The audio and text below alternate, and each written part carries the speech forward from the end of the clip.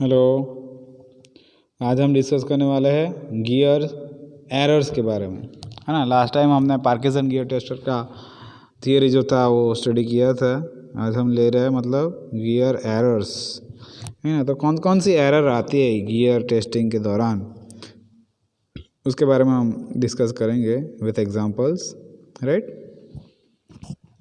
सो बताया कि वेरियस और we can say variations in manufacturing conditions may lead to many types of error in gears, है ना। Manufacturing के टेक्निक सब लोग की अलग अलग रहती है या सेम रहती है, थोड़ा बहुत डिफरेंस आता है ना, उसके वजह से मतलब एरर छूट जाता है, right. So the various possible types of errors in gears are describe below, है ना। तो फर्स्ट ऑफ ऑल दिया गया है तो प्रोफाइल एरर, है ना। तो प्रोफाइल एरर में क्या होता है कि it is the maximum departure, it is the maximum departure of the actual profile from the design profile and actual profile from the design profile when those profile pass through a common point on the pitch circle, है ना। common point on the pitch circle, है ना। Then दूसरा बताया गया है कि भाई पिच एरर, है ना। तो पिच एरर में क्या बताया कि it is a source of gear, है ना।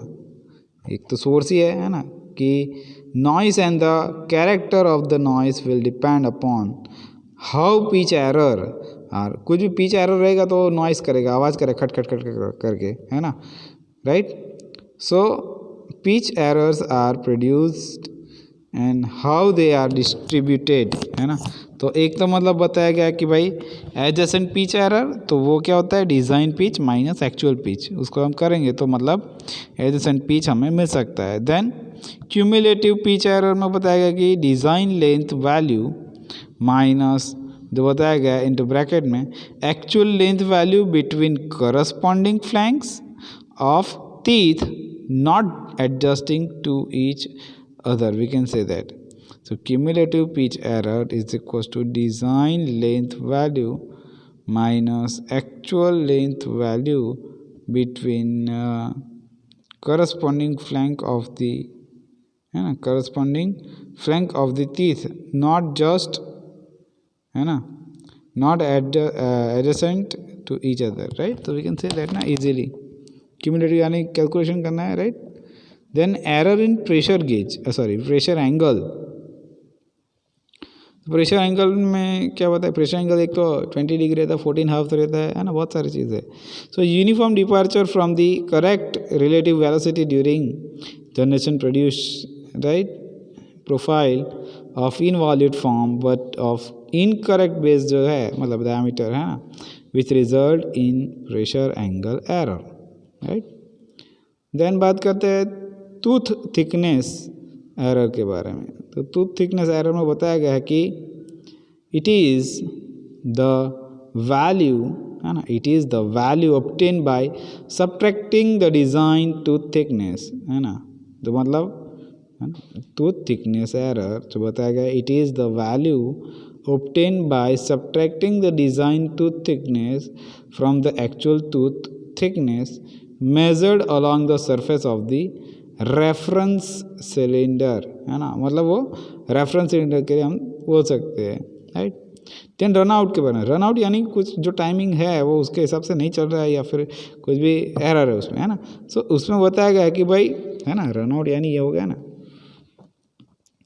तो उसमें बताया कि this type of errors refers to the run out of the pitch circle, है ना। So run out is caused when there is some deviation, है ना, कुछ भी मतलब डेविएशन होगा ना, ये बताया गया है। डेविएशन ट्रैजेक्टरी पॉइंट, है ना, there is some deviation in the trajectories of the point, है ना, of the point on a section of a circular surface in relation to the axis of rotation, right. किस पे घूम रहा है, कैसे क्या कर रहा है, तो उसके हिसाब से मतलब हमें चेक करना पड़ता रहता है, राइट।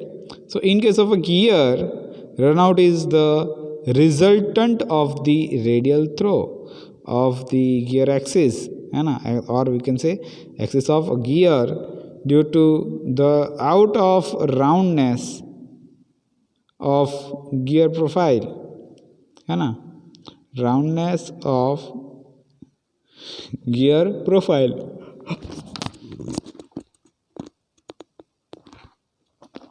राइट। सो एक तो आता है रेडियल रनआउट और दूसरा आता है एक्सियल रनआउट, वो तो हमें पता है ना। सपोज ये हमारे पास ये सिलेंड्रिकल चीज़ है ना, तो ये मतलब रेडियल हो गया, राइट, और ये मतलब एक्सियल हो गया, है ना, एक्सियल रनआउट हो गया, राइट। तो we can say that so axial runout is the runout measured parallel to the axis of rotation at a specified distance from the axis, right। now बताया कि एसेंट्रिसिटी, तो एसेंट्रिसिटी क्या होती है कि it is half the radial run out, है ना, it is half the radial run out, है ना, रेडियल रन आउट का हाफ, तो वो हो गया eccentricity, right. Then tooth to tooth composite error, है ना, tooth to tooth composite error, तो उसमें बताया गया कि भाई it is the range of variation, है ना, कुछ भी रेंज है मतलब उसमें वेरिएशन आ रहा है ना।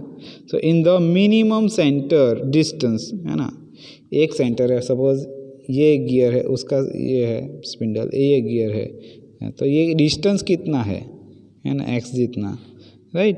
तो उसके लिए ही तो बताया कि tooth to tooth composite error में बताया गया कि it is the range of variation in the minimum center distance between a gear and a master gear when rotated through a distance corresponding to the pitch of the teeth, right। and then cylindrical cyclic process error के बारे में पता है। cyclic में क्या होता है कि it is the error occurring during each revolution of the element under consideration, right। and then ninth बताएगा periodic error, तो it is the error occurring at regular interval not necessarily corresponding to one revolution of the component, right, है ना। क्या बताया, it is the error circulating at regular interval, जो होता है उसको हम पीरियडिक बोलते हैं ना, ये है तो ऐसे ऐसे ऐसे ऐसे चलता रहेगा, राइट। तो we can say that. Now example की बात करते हैं, मॉड्यूल वगैरह सब फाइंड करना रहता है इसमें। सो फर्स्ट ऑफ ऑल दिया गया है कि भाई determine the setting for a straight spur gear having 46 teeth of module, कितना, तो 4 mm जितना है, राइट। एंड सॉल्यूशन अभी दिया गया कि भाई जो कैपिटल एन है वो नंबर ऑफ टीथ है, राइट, तो वो दिया गया 46, मॉड्यूल यानी कि एम दिया गया 4, है ना, तो डब्ल्यू फाइंड करना है हमें और एच फाइंड आउट करना है, राइट। सेटिंग के लिए मतलब ये फाइंड करना है, तो we have with setting for gear teeth vernier caliper that is W is equal to N into M sine 90/n, we can say that, right. और कैपिटल एन जो है वो दिया गया है हमें 46, एम जो है वो 4 है ही, साइन 90/46 हम कर देंगे, राइट। तो साइन 90/46 हम साइंटिफिक कैलकुलेशन में कर सकते हैं और पूरा आंसर हमें मिल सकता है, डब्ल्यू इज इक्वल टू। अभी डब्ल्यू मिल गया तो अभी क्या फाइंड आउट करना है, तो डेप्थ ऑफ टूथ फाइंड करनी है। तो डेप्थ ऑफ टूथ के लिए भी हमने फॉर्मूला दिया गया है कि भाई न्यूटन मतलब N into M divide by 2 into bracket 1 + 2/n minus cos 90/n हम रख सकते हैं। तो मतलब n का वैल्यू 46 था और m का वैल्यू 4 था, डिवाइड बाई 2 प्लस 1 प्लस मतलब 2/n minus cos 90/46, we can say that, right. तो टोटल आंसर हमें मिलेगा 4.0536 mm जितना हमें मिल सकता है। देन बात करते हैं determine the chord length and its distance below the tooth tip for a gear of module कितना है 3 mm जितना एंड 20 डिग्री प्रेशर एंगल। देखो यहाँ पे प्रेशर एंगल दिया गया ना, 20 डिग्री तो होता ही है और दूसरा होता है 14 degree and half, right, 14.5 degree भी होता है, राइट, और 20 डिग्री स्टब भी होता है, right. So first of all बताया कि m इज इक्वल टू यहाँ पे दिया गया है 3 mm मॉड्यूल, और फाई जो है प्रेशर एंगल वो दिया गया है 20 डिग्री। हमें कॉर्डल लेंथ यानी कॉर्ड लेंथ फाइंड करना और h फाइंड करना है, राइट। तो chord length is given by like this, right, ये फॉर्मूला ही है ना हमारे पास। Chord length is equals to मतलब pi m cos square phi divide by 2 है ना, तो हम इजीली फाइंड कर सकते हैं। पाई का वैल्यू पता है 3.14, 3 m का वैल्यू है, कॉस स्क्वायर फाई का 20 डिग्री है, और वी कैन से राइट ये हमें मिल सकता है 4.161 mm जितना हमें मिल सकता है।